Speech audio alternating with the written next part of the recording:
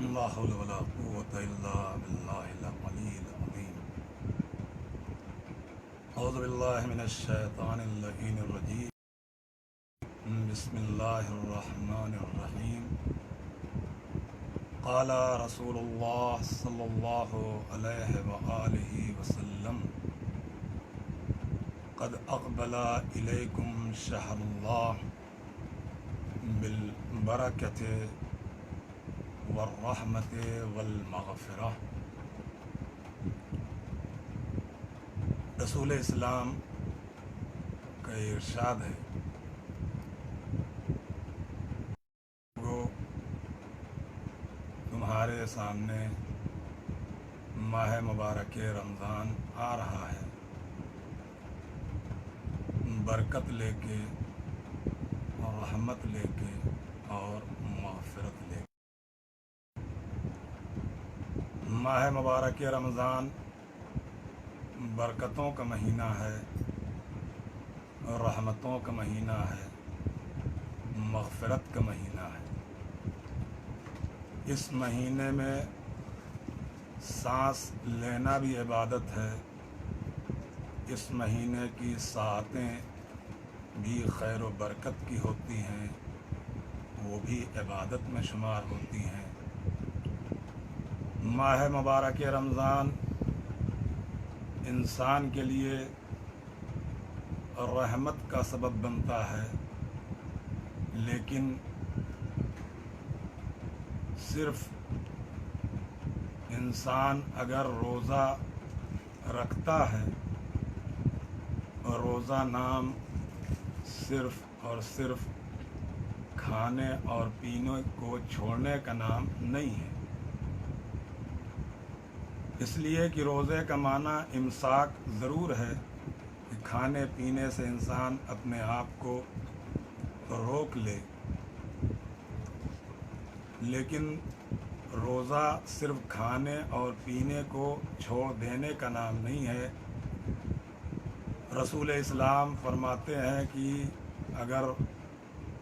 روزہ رہنا ہے تو پورے وجود کے ساتھ روزہ رہو، اس لیے کہ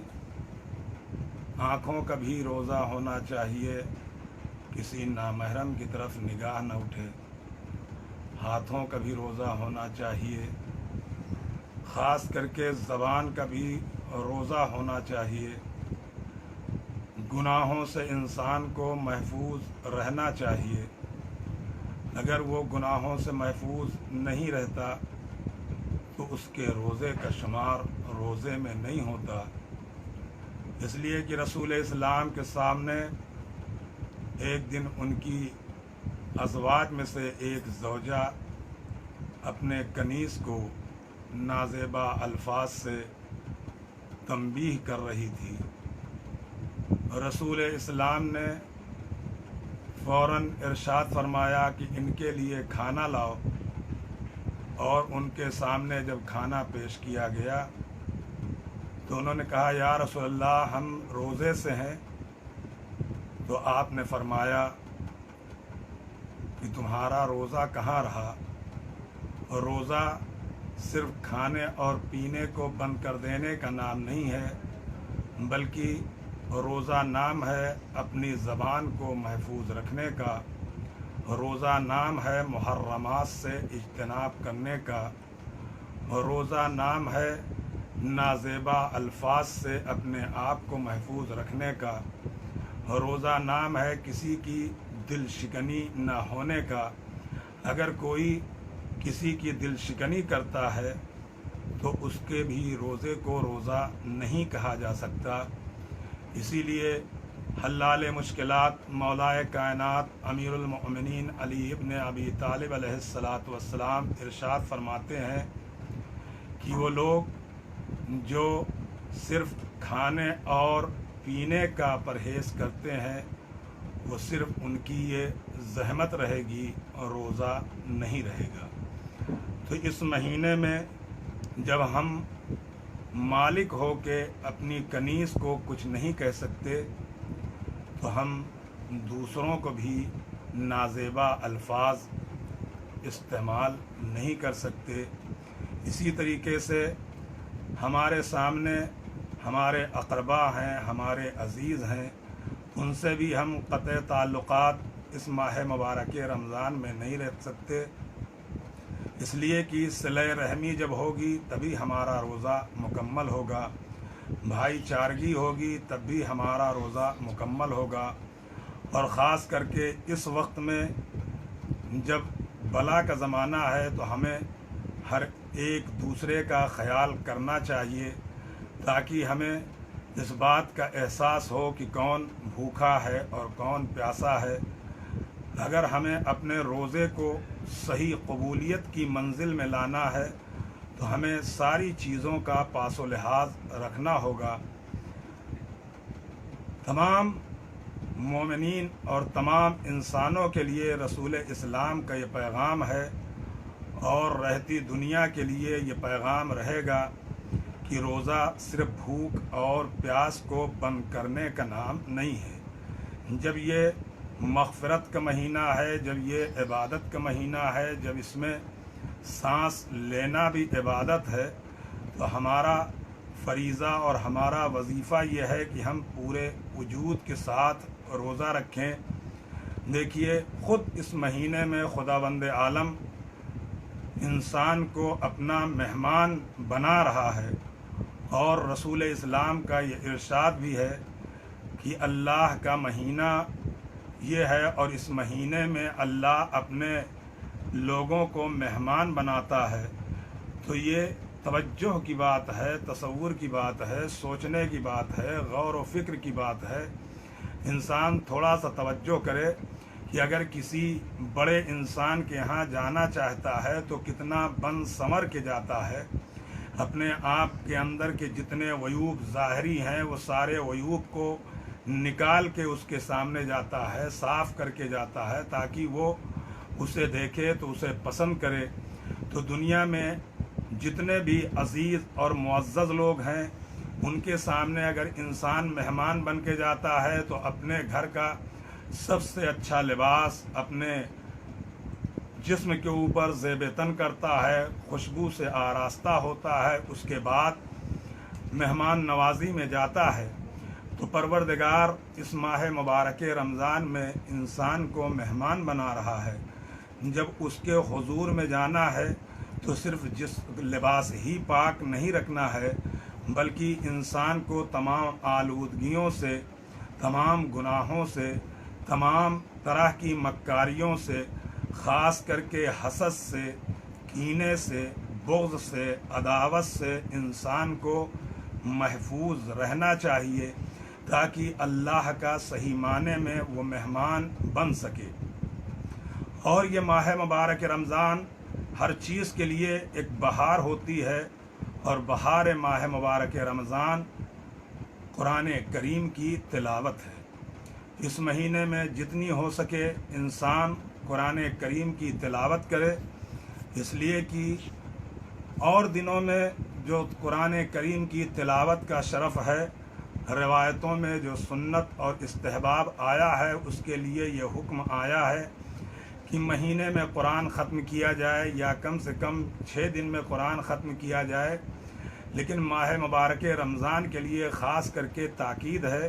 कि माह मुबारक रमज़ान में 3 दिन के अंदर अगर कुरान ख़त्म कर दिया जाए तो उसका ज़्यादा से ज़्यादा सवाब है। और अइम्मा अतहार अलैहिमुस्सलातु वस्सलाम 40 कुरान एक माह मुबारक रमज़ान में ख़त्म करते थे। और आपका ये इरशाद है, ख़ुद रसूल इस्लाम का भी ये इरशाद है कि हर महीना माह मुबारक रमज़ान के बराबर नहीं हो सकता, इसलिए कि और महीनों में अगर इंसान एक कुरान ख़त्म करता है तो उसे एक कुरान का सवाब मिलता है, लेकिन अगर माह मुबारक रमज़ान में एक आयत ख़त्म करता है, एक आयत पढ़ता है, तो उसे एक कुरान का सवाब मिलता है। तो तवज्जो इस बात की होनी चाहिए कि जब एक आयत के एवज़ में एक कुरान का सवाब मिल रहा है, तो कुरान में कुल 6666 आयतें हैं। अगर इंसान एक कुरान ख़त्म करे तो उसे 6666 قرآن کا ثواب ملے گا۔ اسی طریقے سے اگر انسان 3 قرآن ختم کرتا ہے، 4 قرآن ختم کرتا ہے، 5 قرآن ختم کرتا ہے تو اس کا ثواب اسی حساب سے انسان کو لگا لینا چاہیے کہ کتنا اسے ثواب حاصل ہوگا۔ اور اس بات کی بھی توجہ ہونا چاہیے کہ اگر ایک قرآن یا ایک سورے کو پڑھنے کے بعد اس کو ہدیہ کر دے معصومین علیہم الصلاۃ والسلام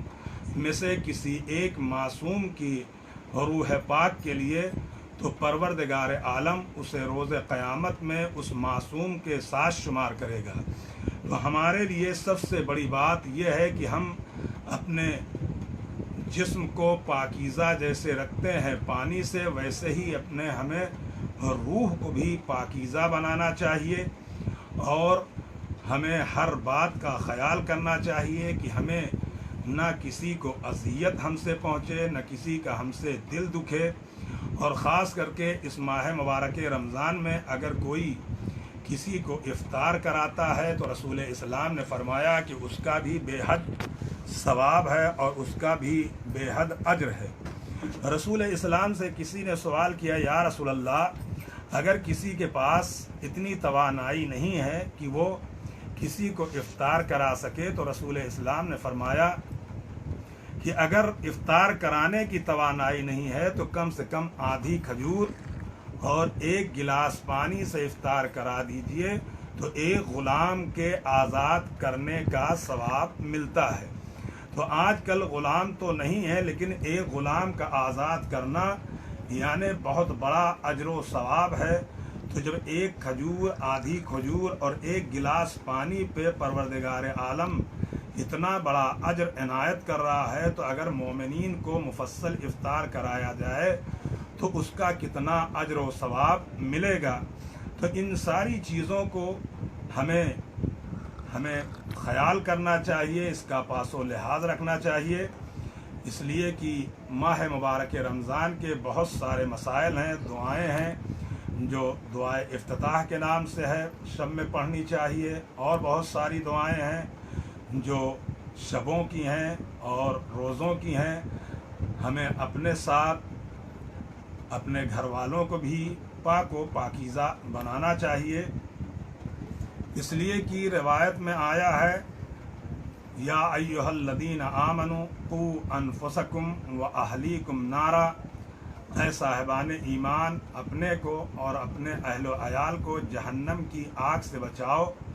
تو جو صحیح روزے دار ہوتا ہے وہ خود بھی اپنے آپ کو اور اپنے گھر والوں کو بھی جہنم کی آگ سے بچانے کی کوشش کرتا ہے۔ اور ایک افطار کرانے والے کے لیے رسول نے یہ فرمایا ہے، معصوم نے فرمایا ہے کہ اگر کسی کو ایک افطار کرا دیا، ایک شخص کو بھی افطار کرا دیا، تو گویا کہ اس نے اپنے گھر والوں کو جہنم کی آگ سے محفوظ کر لیا۔ تو یہ چھوٹی چھوٹی باتیں ہیں اور اس کے اوپر ہمیں خاص توجہ دینا چاہیے۔